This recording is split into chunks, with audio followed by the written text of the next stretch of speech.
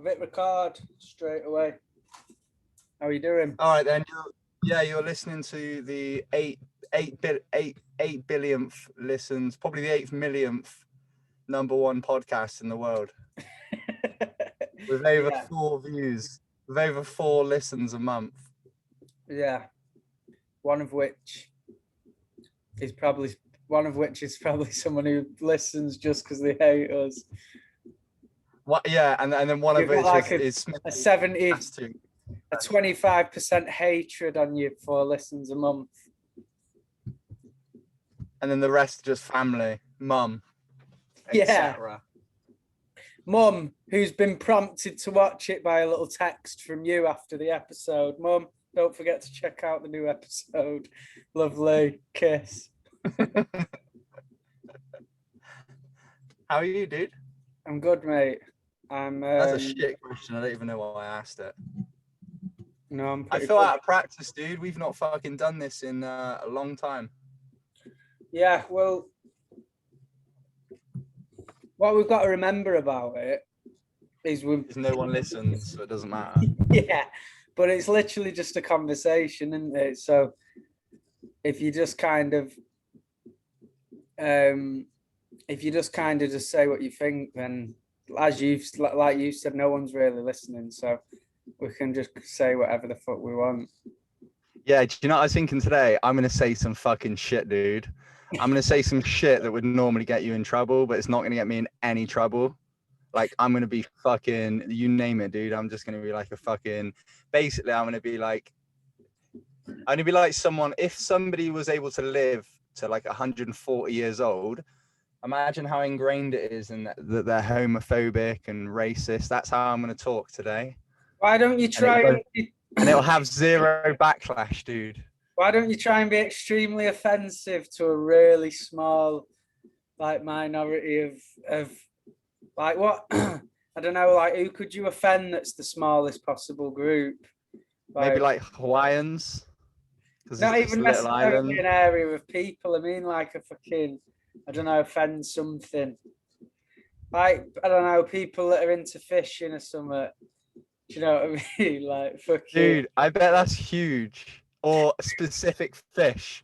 Somebody that's into fishing, but like specific species of fish. Yeah, or someone that's fucking really clued up on prawns. Or like, do you know what I mean? Shellfish. Just yeah. Really temperamental about it being mentioned. Yeah, fucking hatred for them. How are you, dude?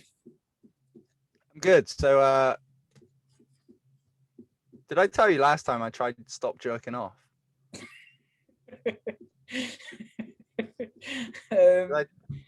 What do you mean? Have you mentioned that you've tried to stop? It's masturbating. Why'd you call it jerking off? It sounds American, that. Yeah, because I'm part American, aren't I? Why off as well? Why is it not jerking on? Do you know what I mean? Like, do you jerk it off? Yeah, because you're pretty on, aren't you, when you're doing it? Yeah. Turned on. You're not turned off. You're turned on, but you're jerking off. So right, confusing. Okay. What is this topsy-turvy world that we live in, where up is yes and no is down, and so black is square? And so why have you decided to stop masturbating? Because I watched a video and it basically said that it's fucking everything. It was like, if you stop jerking off, you'll be more confident. You'll have a different aura about you. You'll be able to fly. You'll be able to telepathically order Domino's without paying for it. Like, just basically, you can do everything if you don't jerk off. It's like you become a superhero. So I just thought, I've spent however long, like 15 years jerking off. I thought, fuck it, I've jerked off for like 15 years. Why don't I try not jerking off? And I did try it, and I did notice some change, dude. I did 18 days. I 18 days of hell. I went. But this is the thing, right? Hey, dude. So this is the thing, right? And because if anyone's listening, oh, hang on, wait, mic check.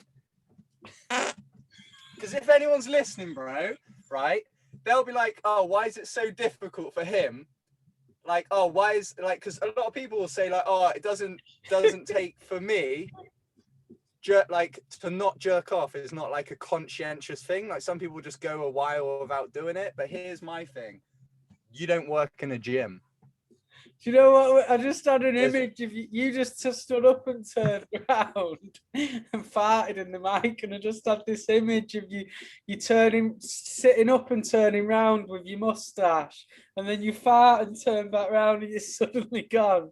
Do you know what I mean? I just had this weird image. Yeah, or it's longer, and it's twirled at the end. Yeah. Or all the hairs are just stood really straight off your face.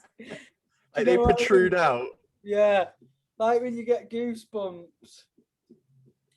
So I'm gonna first of all, like you saying about masturbating. Imagine if like you'd always had like nice neat fingernails, and then for 18 days you don't masturbate, and you happen to chew your fingernails down so far that your fingers are bleeding. And you're like, no, it's fine, I've not got no urges to satisfy. You're like just on edge. I disagree with the whole thing, dude, and I'm gonna tell you why. So I think if someone's, it sounds hanging saying it, but if someone's turned on or aroused or whatever, dude, let's use aroused. Let's do what you did, right? You just picked your coffee up and like slowly looked over to your coffee and did a proper gay little smile. You went. Did I? I didn't even know, dude. Hey, what if this mustache has turned me 10% gay? Like, 10% straight. 10% straighter, could be. 10% German. 5% German, 5% gay. 5% porno application. This is why I didn't get the job when I applied for the porno application, because I was missing the mustache. That's what it was. That is possible. Yeah, they were I'm going to tell you why. If you're hungry... Go on, mate. If I'm hungry, and I'm just going to compare it to being hungry for food, if I'm hungry for food, I find it difficult to concentrate on normal tasks because my mind's thinking about food, and because your body's got certain urges, hasn't it? Like your body tells you when you're hungry, it's got certain needs. So I think if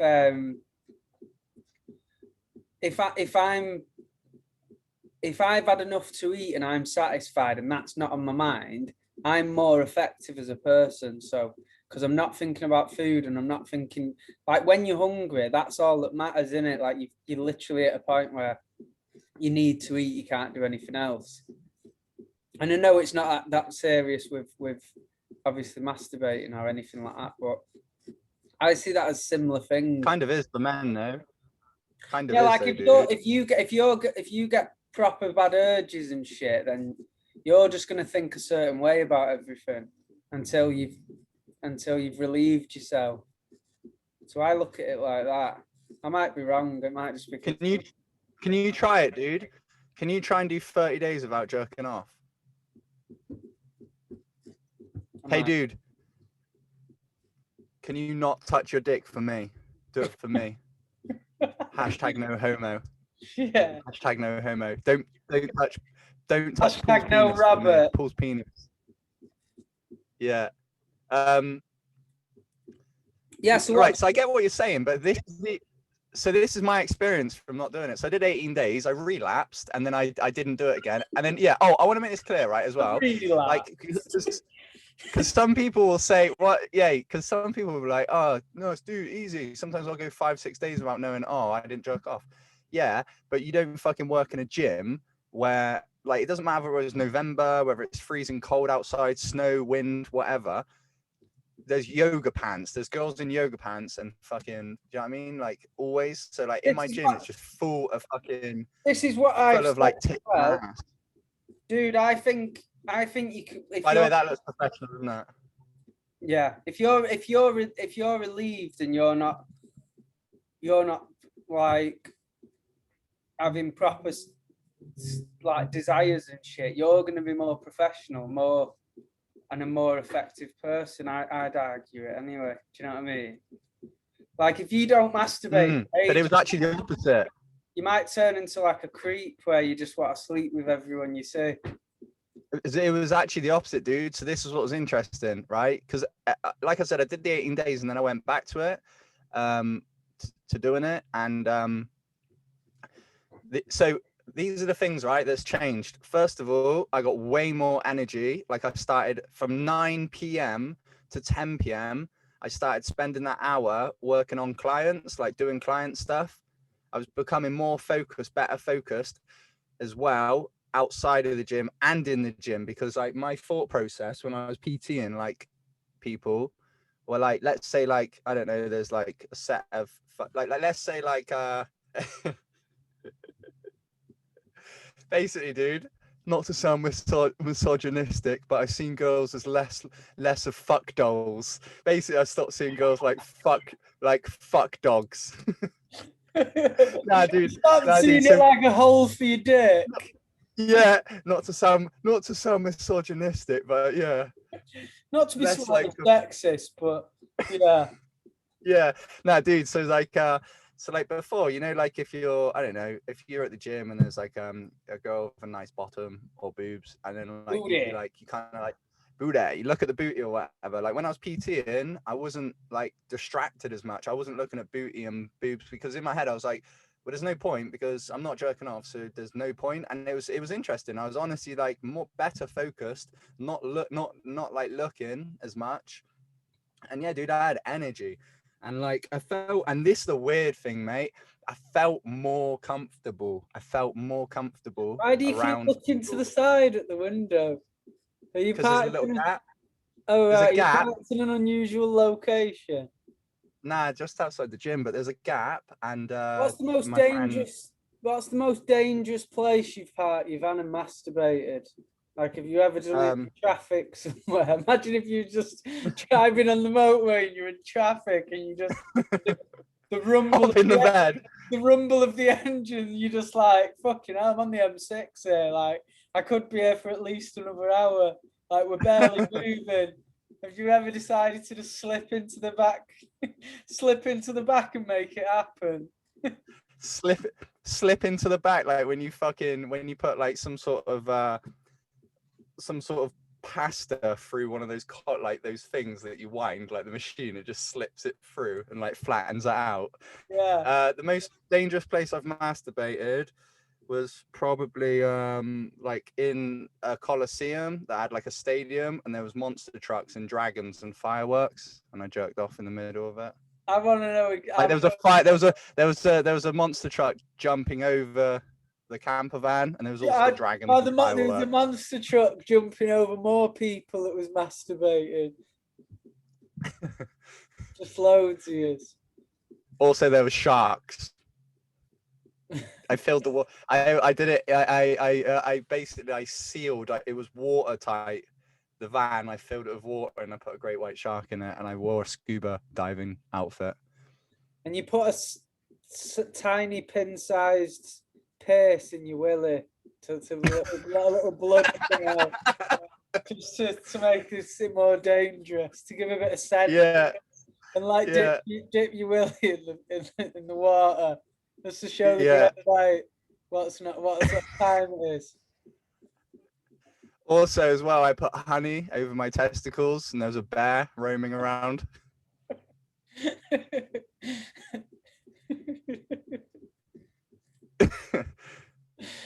That's probably about. Huh? That's it. Yeah. Like you're probably not going to get much more.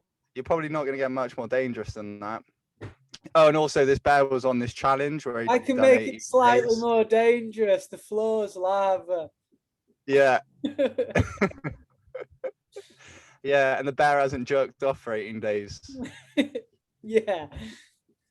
And you've been Just come out.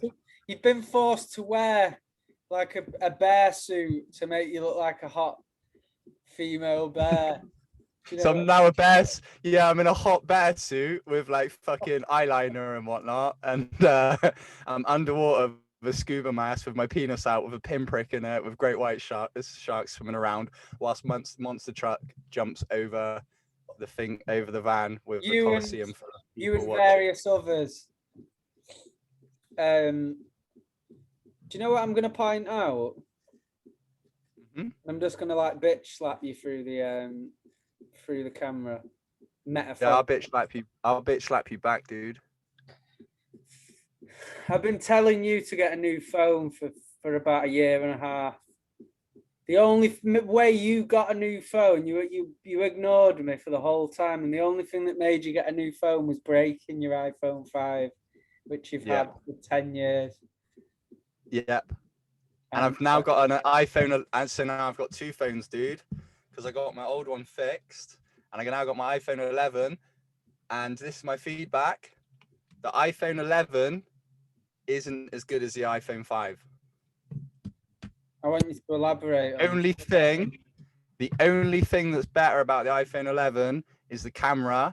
Other than that, it's a piece of shit. My old one is much better. It's much better because it fucking... What about the battery life? Oh, the battery life's on the iPhone 11's better, actually. Yeah, it is good. But, dude, the iPhone 5's just like... It's the Don, mate. It's fucking... What about the screen quality?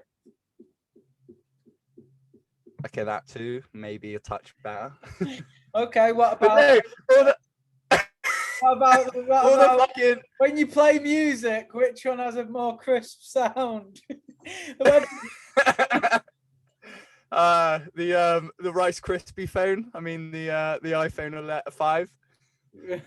I like the sound of Rice Krispies when I listen to my music. Yeah. I like to be reminded of cereal. Yeah, when I listen like to a bit of like your head's Rick just Ross. a bowl of Rice Krispies with no milk, and it's just rustling around. Yeah, I like to fucking envision that somebody's eating prawn crackers and I'm inside their mouth whilst listening to my jams, my tunes. But this is the thing, right? With the iPhone 5, no, the iPhone 11, when I try and play, say I'm listening to you send me a voice note, or Perry or someone sends me a voice note and I'm driving, if I play it, it doesn't play out of the speaker, out of my Bluetooth speaker in my van. You're that guy that'd have like a really old Ford Focus, like a fucking one from 15 years ago. It's clearly shit. Everything about it's shit. It's old. And you'd argue that it's better than the new Ford Focus of the equivalent. And you'd just be like, well, this is much more reliable. Fuck off. New is better. New. If there's a thing with technology, it gets better as we learn more. No, it does, dude. So you won't win this argument with me, I'm afraid. No, I'm just winding you up, dude. I am just winding you up. It is obviously a better phone. But do you feel better about it? I'm surprised you didn't even. Oh, dude, that's a dangerous fucking path for you to go down, the carousel of materialism, dude. Like the whole I've got to look at my new trainers, I feel good, and then all of a sudden the trainers start to get dirtier, and then you go, oh, I don't feel as good now, let's get another pair of trainers. That's a carousel that you don't want to jump on and ride. You want to get off of that one and learn to not identify through materialism. Like I get having good shit. Like I got an Apple Mac now that I'm doing this off because it's like I want a decent laptop. I've got a good phone now, and I do believe in good cars. Like you and I have said, we both want an Audi R8 because I do enjoy that. I enjoy like good things, but I certainly don't want to. Dude, so I had a thing today. I knew I was doing this podcast with you. I got to the shop this morning. So on Saturday, I had a business meeting with from a clothing range with my mate. and I took my laptop in my bag, and it was behind my seat and behind my driver's seat in the car. And that's, to my knowledge, that was Saturday night. That's the last time I seen my laptop. So I got to the shop this morning, and before I left mine, I looked round the room. Basically, 3 places my bag is with the laptop inside is on my bedroom floor or around my bedroom somewhere. The bag will be like over in the corner or something like that. Or That's more than 3 places.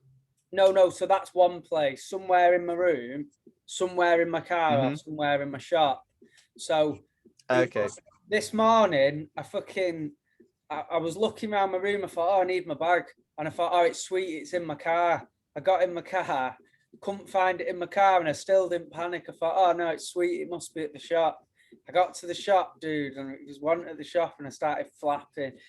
And my customer got to the shop at the same time as me. And basically, I don't know why, but I've been having this thing with my car where I know I lock my car every time I get out of it. And sometimes I come out to my car and it's unlocked when I walk over to it. And I don't know why. I don't know if it's got a fault. I don't know if I'm not locking it properly. I don't know what I'm doing, but sometimes it's unlocked when I head over to it. Are you with me? So because I've known this has happened a few times, at this stage I'm proper flapping, thinking that my laptop's gone. But I'm trying to draw this tattoo up for my customer. But obviously I knew I needed to go back home and recheck my room. So I had to take my customer with me. I was just like, it was so unprofessional. I was like, excuse me, mate. I was like, this is going to sound proper weird, I said, but I can't concentrate because I've lost my bag with my laptop in, and I need to go and check my house again because I was sure it was at the shop. So I took him with me in the car and went to my house, and dude, it was in my wardrobe on the floor. But I searched my room for about 10 minutes before I left the house this morning, and the one thing I didn't do was open the wardrobe. So it was like, it was just stupid, when you look for something and it can only be in a number of places. And I took my customer with me, but as I was driving, my customer was trying to chat to me, and I couldn't think of anything else other than the fact that I think my laptop's been robbed. Do you know what I mean? And I got back to mine, and it was in the wardrobe, and I just had that wave of relief. When you think you've lost something, or you think that something bad's going to happen, and then you realize it's sweet. Do you know what I mean? I just imagine now, you get into your house and being like, "Hi, mum, this is John. I'm about to tattoo him." I don't live at home. John just. I know, but I'm just for the story. I'm just like, John ends up meeting all. I was going to go into a bit where you essentially. You know what I just said? Your entire family line. I just said I don't live at home. When technically I do. I meant to say I don't live with my mum. Yeah, you have a home. Home is where the heart is. You could live in a fucking tennis racket bag. Where the van is. You like to say. Home is where you home is where you park it.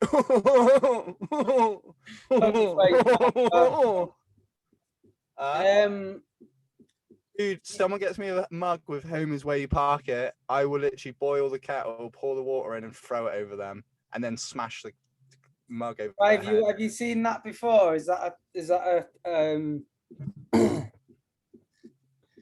like it's just not very original? Yeah, so it's just not very original, is it? Home is where you park it. It's just, it's just one of them things. It's less original. It's less original than your mustache. You need exactly. It's like me. Do you know what? You've come on here, and it's actually shorter. It looks shorter than it did on that picture the other day. I seen you upload that picture, and I straight away screenshotted it, zoomed in, and I was just like, you need to shave it off, dude. I think... I told you, bro. I'm told you, mate. I'm practicing impermanence. It's just not a good look, a mustache. I don't give a fuck what you think. Next week it'll be different. next week it'll be a full beard. Yeah, you do check. Yeah, dog. I said to my client, I was like, if I could grow my hair in like 7 minutes, I would. If I could just go poof and get a beard, I'd do it. Just so I could like do it one day and then the next day it'd be different. Yeah, like as you're walking around through the day, it's just growing in length on your face. Yeah, just changing. You come back from your lunch break and it's significantly bigger. It's like a fucking 5 o'clock shadow times 10. And I can grow boobs as well. Throw that in there as a superpower.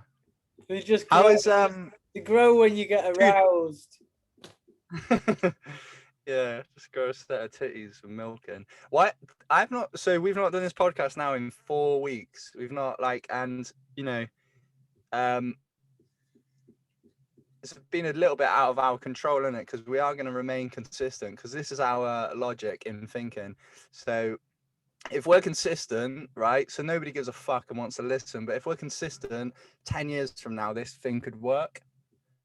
So, but we've not spoken in 4 weeks, dude. Like, what's new, mate? Well, we have spoken, obviously, but we haven't done the poddy. I want a fucking holiday. Shall I narrow the question? I want a holiday, and I want it now. You want a holiday? Fly to a hot Where would you go? Country, anywhere with heat. Hey, anywhere with heat and ass. No, I just want to go somewhere hot, dude. I'm fucking sick. I'm sick of that. I need a vacation. I need some. To be honest, I want to go Dubai because my mate lives out there. So, I want to go and see him. I really want to go. Shout out to Bitch. Yeah, shout out. Mexico. Did I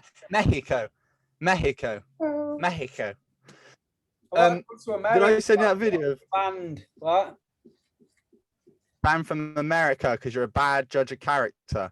Did I send you that video of me before I got in the sunbed? I went on a sunbed yesterday and I took a video for you, and I enjoyed it when I watched it back. Did I send it to you? I don't think so. No. I thought I might have forgot. I'll send it to you after this. What's funny about it? Do you look very pale or something?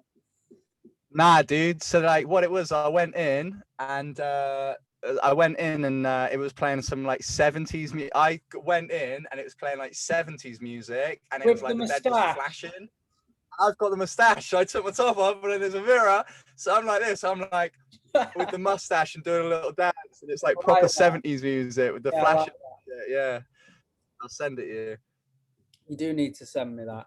So Lee takes a sip of his cup of tea. You thought about taking off half the mustache, dude? Not like a Hitler, just on one side. So you've just got... on one side, yeah, just on one side, yeah. I'll do it. What I'll do is I'll take one side off, and then as it starts to grow back, I'll take the opposite side off as well. Dude, imagine taking off half your mustache there and shaving your hair completely bald there, and then keeping that. How much money would you have to be paid to spend a week like that? Like what? Half and half? Yeah. All right, dude. So, dude, I'll do this, mate. So I wear my mustache like this. If you give me, I'll do it for $1,000. I'll do it for $1,000. It's a lot of money. No.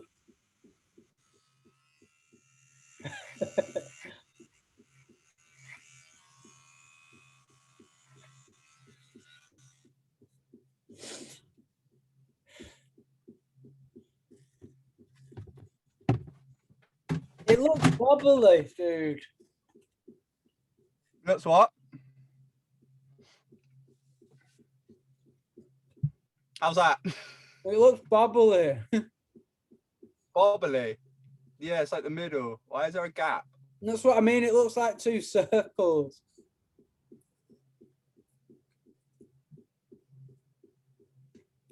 No, what I meant is completely half, and then there was just a chunk on one side. Yeah, I know, but I like Hitler. You know, I've always liked Hitler. Yeah, you've always been fond of him. You know, I've always been fond of him. Nah, dude, but it don't matter what we say because no one fucking listens. So What do you what do you want to do, man? Like, what do you want in life? No, in the near future, like, what do you want to do that's fucking cool, fun, or I just want some holidays at the minute, dude. I've got my kind of business strategy at the minute.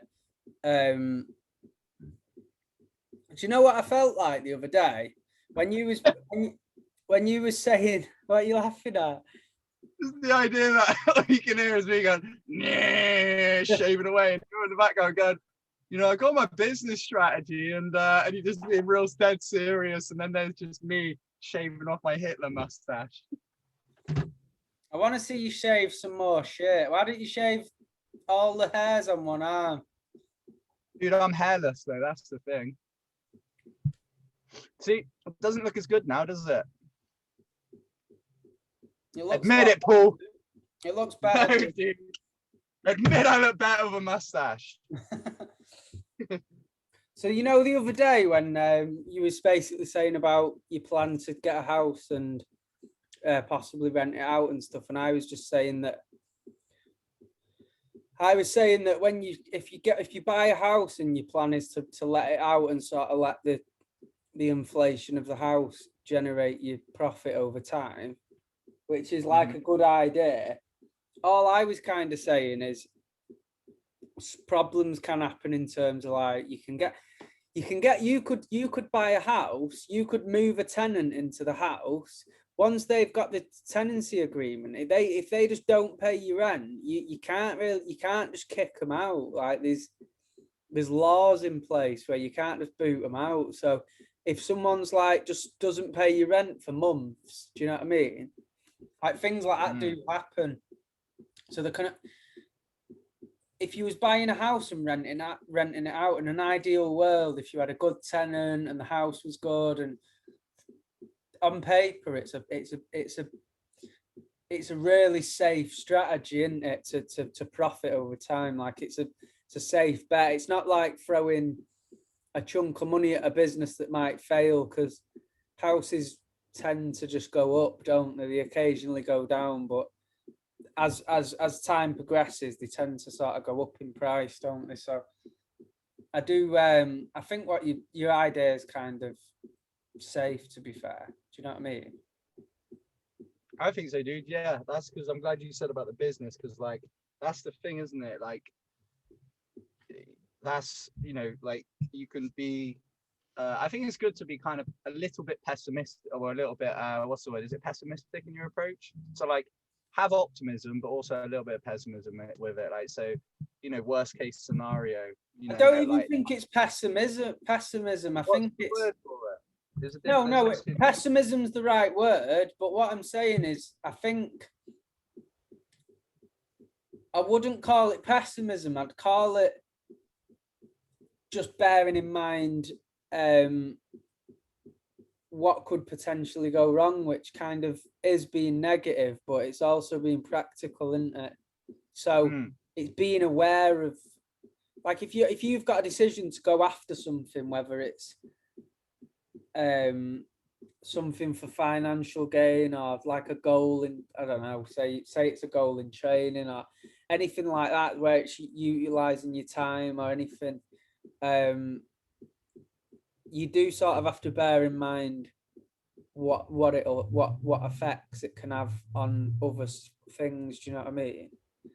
So if you have a decision to go and buy a house, and your plans to rent that house out, you do kind of have to bear in mind that if you put all your money into buying that house, and then you put a tenant in that house, and then you'd be unlucky for something major to go wrong with the house. But I don't know, say part of the house got damp, or something happened with the roof, or do you know where you'd suddenly just need a couple of grand, and if you didn't have it, that's where like complications can happen. Do you know what I mean? I wouldn't make the mistake of not having it though, bro. Yeah. I'm essentially. No, I don't think you would, to be honest. I think you're. I'll essentially, what I'll do is when I buy the first property, is I'll have probably about 20 grand left over from the purchase. So then that just, because I like having a bit of fuck you money. Do you know what I mean? That's what I call it. I think it's good to have just a little bit of like that fallback. Life's taught me that, just to always have it and not throw all your eggs in one basket. But what about you? What's your, because you were talking about you want your business. What's your plan? So going into this clothing thing, I'm gonna kind of put a couple of years into that and just grow this shop for now.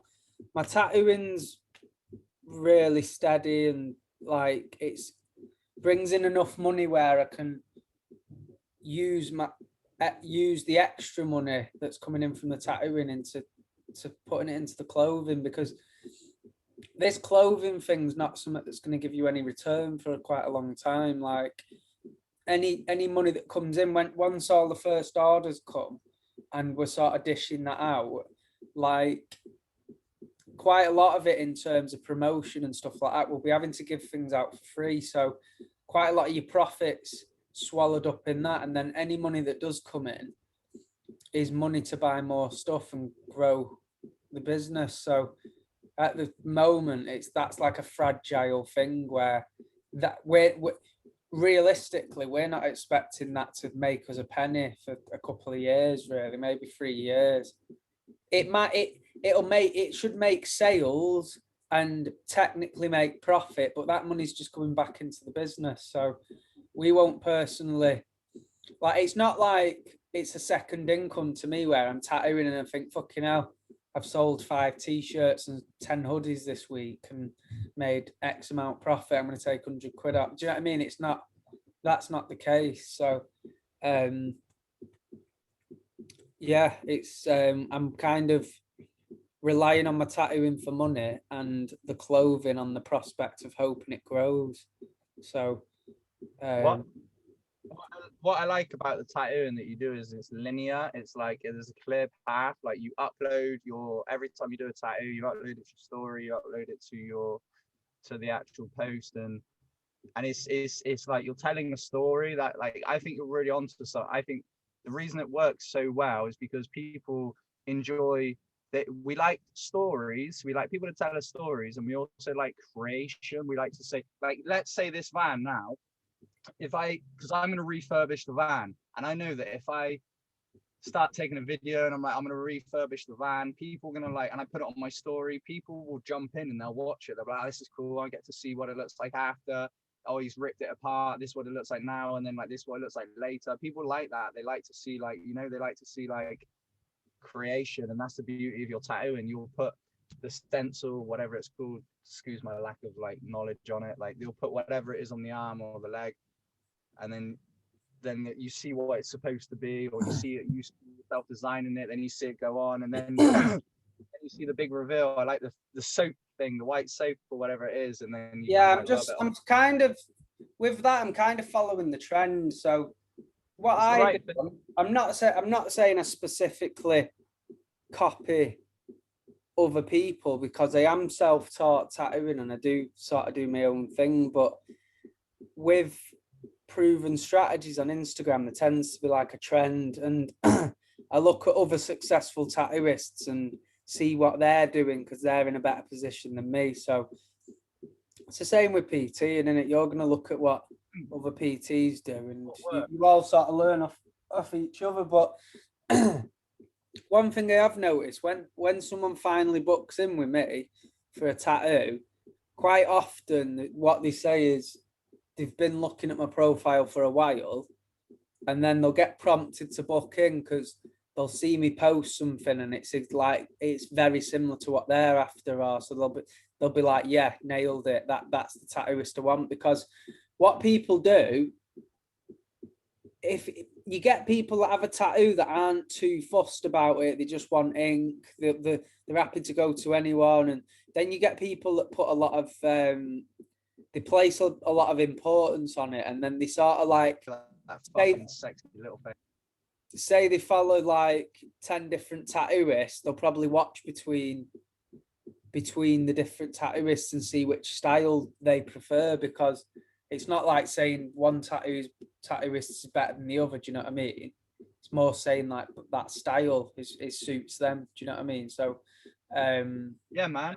Like you have someone who does just complete dot work or something. Someone might do cartoons. yeah. So that the point I was trying to make, because I was rambling on them, but the point I was trying to make is that's why these photos at the end of the tattoo and uploads are so important, because they get you the work. If it didn't post, I don't get any passing trade. Me, I've got this shop on a busy main road. It's like one of the busiest main roads in like my town, and I don't really get anyone walking past and coming in for a tattoo. It's that doesn't really happen. So all my work's based on clients off Instagram and one or two off Facebook. But I could delete my Facebook and wouldn't feel the slightest like difference, because say I get I don't know, say I get 20 to 25 maybe 20 clients a month off Instagram, and maybe get 3 off Facebook. Do you know what I mean? Or one or two. So yeah, it's called the 80-20 principle. Have you heard of that? No. Like it was like a discovery made by a farmer that he had the 80% of his profits came from 20% of his growth, like what he farmed, like the fruit and veg that he farmed. And it's like it's a rule, and it's almost like a weird law that happens everywhere. And I notice it with clients. Sorry, can you explain this? I don't fully understand that. Yeah, I'm going to go into it a bit more. So, like, it's almost like a law where you notice it, 80-20 rule. And it's like, so for me, I notice that I get 80% of my time that's taken up by because I have certain clients that like 20% of my clients take up 80% of my time. I've got certain clients that will always text me, or they'll always be like, oh, what's this? Or they'll always be like, oh, on the way this week, can I have this instead? Or and like a lot of like a lot of my time and whatnot. And then also you can see it in like other ways where you're like, oh, actually 20% of my clients pay 8% of my wage as well. Like that can sometimes be it. So that's quite interesting. Yeah, and you'll notice it, like you said, with the social media, is like you'll probably get 80% of your revenue, or your will come from 80% of it will come from the Instagram. So that'll be 20% of the social media, let's say you post everywhere and you get it from. But yeah, it's called the 80-20 principle, and it's something. I'll have to look into that, because that sounds like it is describing what's going on, especially with my promotion. And you can cut out a lot of your bullshit, because the minute the minute you can just save a little bit of time just by doubling down. And like you said, then you could probably, if you're on a busy street and you're paying a bit more money to rent that place out, you could always just up and move. You could sublet it. You could all right, I'm gonna fucking sublet it to the hairdressers, and then you could make that room a coffee shop, and then sublet it, and then move somewhere a little bit more out in the sticks if you're getting 8% of your work from social media. This is where I've kind of gone wrong, because I should have rented like a nice warehouse space or something, like in like a mill or something like that, and had like a massive space, and then made that my tattoo shop, rather than this smaller space in like a commercial sort of high street type. You never know though, dude. You never know. Like you could have people walk by and they might look at it, or drive by it, for 6 months, and then come in and get a tattoo because they know it's there. But yeah, I think the majority of the time with tattoos, it's something that's on your skin for life, isn't it? So you're gonna have somebody that you prefer to go with. You're gonna want to see their work and whatnot. Do you think you will ever set up a little studio gym of your own, or do you think you'll always go down the route of like working in a gym chain? Or do you know what I mean? Like what's I don't know, because I thought I have thought about getting my own gym, but I prefer the idea of I prefer the idea of having like a home with maybe like my own gym that's kind of just for me. Like the idea of actually like getting a gym set up. I just see it too much where people do. There's one gym that I used to train at that's got like gone through like 10 different names in the last 5 years, where people set up and then nobody goes there and then they fail. And it's just like, I just see gyms everywhere fail. I've seen like, since being in this business, I've seen so many gyms fail. So like now for me, I'm like, kind of just works at the moment. I did think about it, and I have looked into how much it costs to rent places, but yeah, I just think at the moment I'm really happy. I'm happy with,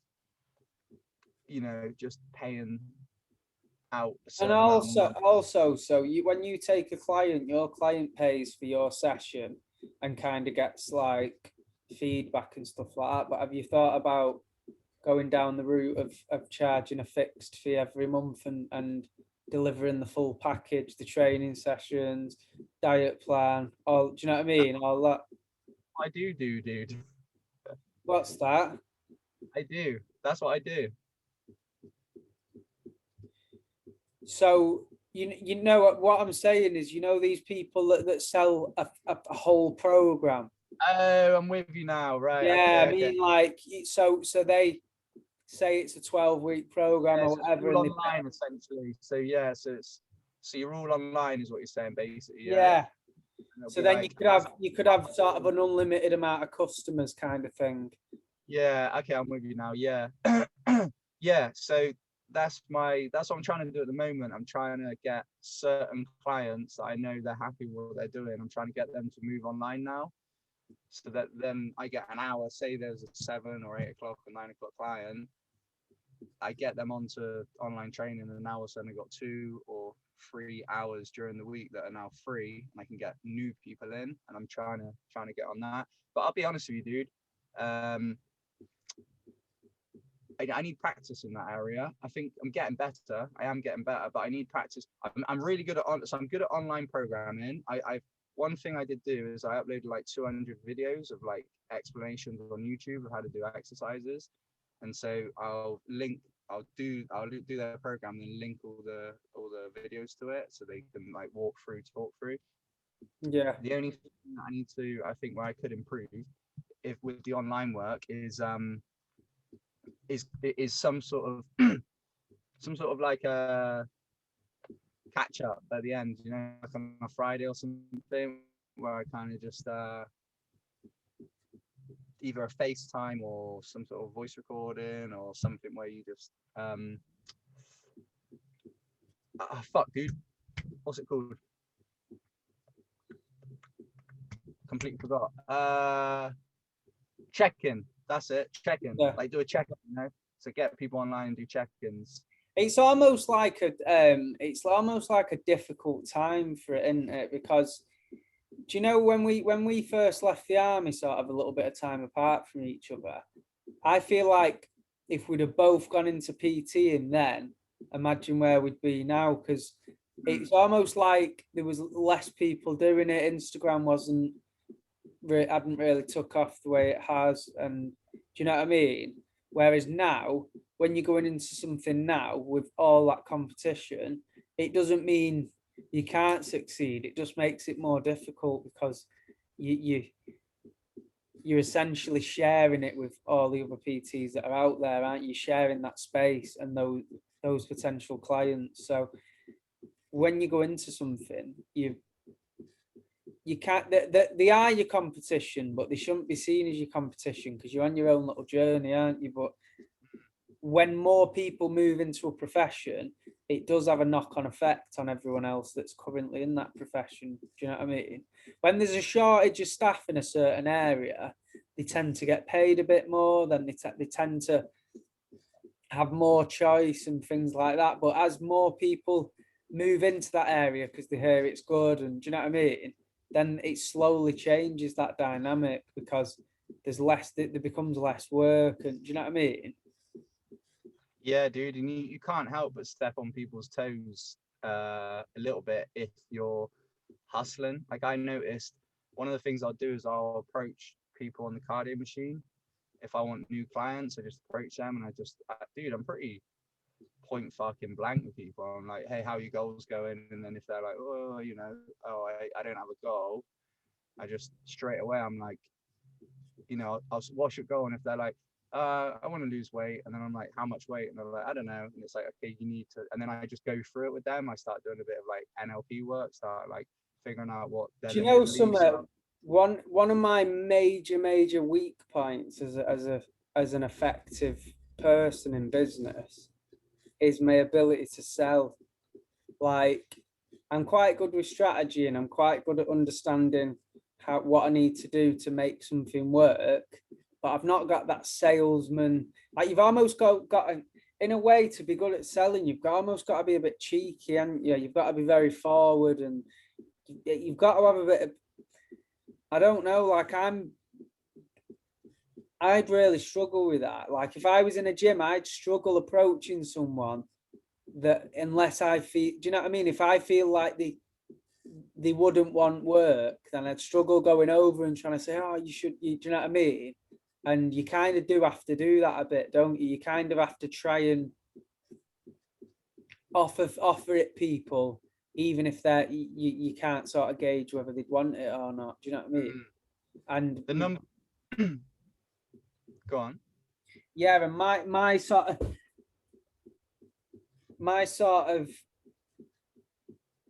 I don't know whether get like embarrassed is the right word for it, but like I almost feel cheeky me if I've got to try and push something on someone, or do you know what I mean? And to be a good number one. What's that? I think, dude, for me, the number one, I don't even think I know this, dude. The number one thing that you need to have in your mind when you go to sort of chat to someone to sell them is you have to believe in your product, and you have to believe that you can help this person. So like when I do it, I prime myself. I'm like, right, I'm gonna go downstairs and I'm gonna fucking help some people now. And I'll literally put them off of the cardio thing, and I'll be like, let's go. If they start saying like, oh, this is wrong with my hip, or I'm like, okay, let's go. And I'm like, boom, take them off, and then start showing them shit to do. Because that's how you do it. You just show them that you are valuable and that you can actually change their life and help them. Right. So before you'd go in and sort of say, would you be interested in sessions? You go over and like kind of give them a little bit of free help. Yeah, dude, because it's like, do you know when what you're saying is you don't walk over with a pen and paper with the like bank details on it. Just hand it them. Can I just get you? Can I get the long card number on your bank card? I've got the machine with me. Yeah, you know what 16-digit card number on your finger? Can you just read it out to me by any chance? You've not even told him what you're selling or anything. Yeah. I'm going to start with your bank details, actually. That's all you say to him. I've seen you in here a few times. I noticed you go over to the cardio machine. Is it cardio that you're always doing? Yes, it is. It is cardio. Okay. And your 16-digit bank number with the security, 3-digit security code at the end. Let me just turn that there. Yeah, you don't even, it's not even that deep. Like, you go over to someone and you don't even get that far, and it's just like, oh, I've seen you in here and I've noticed you are carrying your wallet. So can I just get your 16-digit card number? I've noticed you do have your bank card with you today. So I'd like like as if I was completely going down an opposite route. Like they were expecting to get like complimented. Like, I've noticed you've been I tell you what, you've been in it every single day for the last 3 months. I've noticed you've been in there. You're looking better. You're looking thinner. You've been in it. Am I wrong? You've been in there every day on the cardio machines. You have. Cool. Now let's get your 16-digit number. Yeah. Dude, I'll tell you when the penny dropped. Right, was when like a couple of years back, when we got like new Lucozade flavor, and it was like some sort of fucking, I don't know, grapefruit and goldfish water flavor. Just, do you know what I mean? And like, straight away they were like, they put a load on the table, and it was like 3 samples or 3 bottles, and they just gave like a fuckload of 3 bottles away. People like, and I was like, shit, don't they? Yeah, and then I was like, and then the penny dropped. I was like, of course, you're not gonna put it like a new flavor in a Lucozade, like in a machine, and just get people to fucking, I'm just gonna pay for that, like out of the blue. Like they have to try it first, and they have to know they like it. And then so ever since that moment, that's when I would then like go up to people and then be like, okay, and then just start giving them a bit of free PT. So you're essentially that you're that free bit of Lucozade, aren't you? Straight up, like you go Fuck over yeah, and dude. quench the thirst with that little sip. Yeah, dude. And but just before, dude, just before I quench their thirst, I perch myself in the vending machine. I just sit there and wait for a little bit, and then when I notice that nobody's picking my number, I just jump out and then approach them, pop myself out. But Do you yeah, I think think that's the number one thing. do you get a lot of creeps in your industry? Like, do you get a lot of lads that like have female clients and they try and like sleep with them and stuff? We had one lad, yeah, It's one young known. lad. It's known for that up here. Like my girlfriend, she's dead particular about going with a lad PT because she says they always try and chat to you. So like they'll take you on a PT session and after it try and message you and shit. Like, do you know what I mean? It's well unprofessional. It's like, This goes back to not jerking off. yeah, just saving Way it. more, yeah, dude. You're way more professional when you don't I do think you it. should put that. I think you should put that. I think you should put them questions in the. Is it the PAR-Q where it's got like fucking The tick list? concentration. Have you ever got any? Have you ever had diabetes? Suffered from any of this? Do you masturbate? And it's just like, but it's in bold writing at the very bottom, like it's a really important factor in the program you're gonna give them. Yeah, with two. Imagine if it was one of your requirements, like on the first session, they turn up and they're like, so what we're doing today, dude? And you just pull a packet of Kleenex out your pocket and hand it to the client, and then you show them where the bathroom is and just get them to lock in a cubicle and masturbate, but you're on the other side of the door giving them encouragement. That's it. Keep your back straight and your head up. Shoulders back, tuck the chin, good. You want to protect that lower spine. If you're hyperextending the neck, they're like this. Oh, you're like, no, hyperextend the neck. No, tuck the chin, protect the lower back. Dude, you're on your hands and knees looking under the thing, making sure they've got correct technique. Just like that, you just looking up. Can you have a slight bend in the knees, please? Just micro bend in the knees. Let's not hyperextend those legs. Yeah. No, we wanna stop them masturbating, dude. We want to stop them. Oh, and also this makes sense, dude, to me in my head. If your semen can create babies, that's a lot of energy right there. Like you can transmute that energy and move it. And I felt it, dude. There was times where I got like when I led in bed and I was like, let's say I led in bed and I'm feeling it a bit. I just like move the energy around. I picture it circulating around my body. Well, technically, it's not the energy to create babies. It's simply code, isn't it? The semen just carries a message, doesn't it? And that message is just the code what's going to create the baby. The energy comes from the woman, doesn't it? Okay, have you got more energy? Let's say you wake up in the morning and then you feel horny. Have you got more energy when you wake up horny than if you wake up not horny? You do. Like think about when you get horny, or think about like, I don't know, you led in bed with your girl and then you get horny. If you're led in bed with your girl. Oh, my client picked. What? My client picked me up. I mentioned you to my client the other day because he picked me up on that. I always say like, let's say I say, all right, we're gonna do some tricep work and superset it with some bicep curls. He's like curls. He like picks as well. Yeah, I told him. Dude, I need to go in a sec. I'm on a schedule tonight, so we'll cut it there. But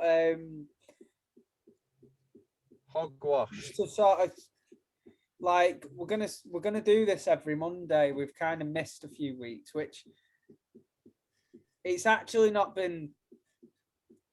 it's not been because we've not tried to turn up. We've just not been able to like record ourselves for a bit. So, and one thing we did say, because we're trying to learn how to do, like, we're trying to build a sort of ability to hold a conversation and actually keep it flowing and stuff. So one thing we said right from the start is to be consistent, and that's what you picked up on before, didn't you? So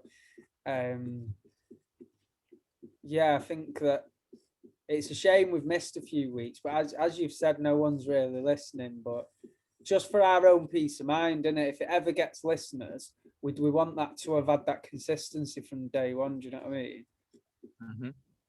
So, by the way, on an unrelated note, dude, I'm a little bit fucking. I'm kind of happy for this dude, but at the same time, I'm a little bit peeved. So, a friend of mine in the gym, he's got a friend, and I said to, and this friend, he always has business ideas for everyone he meets. He's always like, you know, you should do this, and he's essentially just projecting. Like he's projecting his business ideas that he should do, but he's trying to put it on other people. yeah. And I said to my friend the other day, he said he's meeting up with him going from Mill, and I said, oh, how's he? Oh, I'm sure he'll have some business ideas. And he went, oh, dude, he's making money off YouTube now.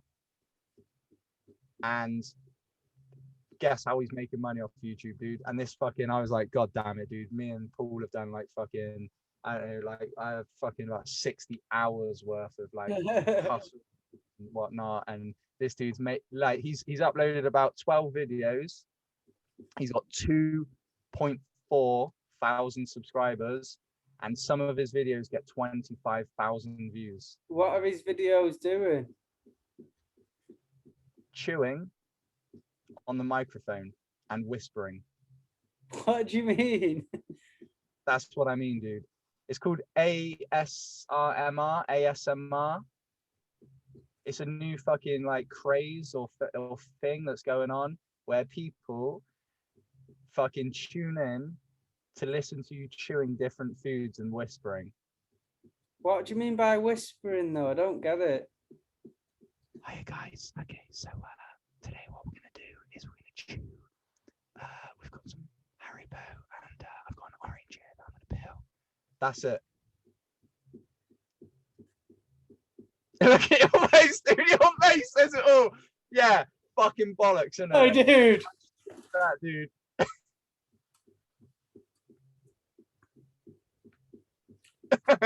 Yeah. Paul. As I'm saying, you're like this.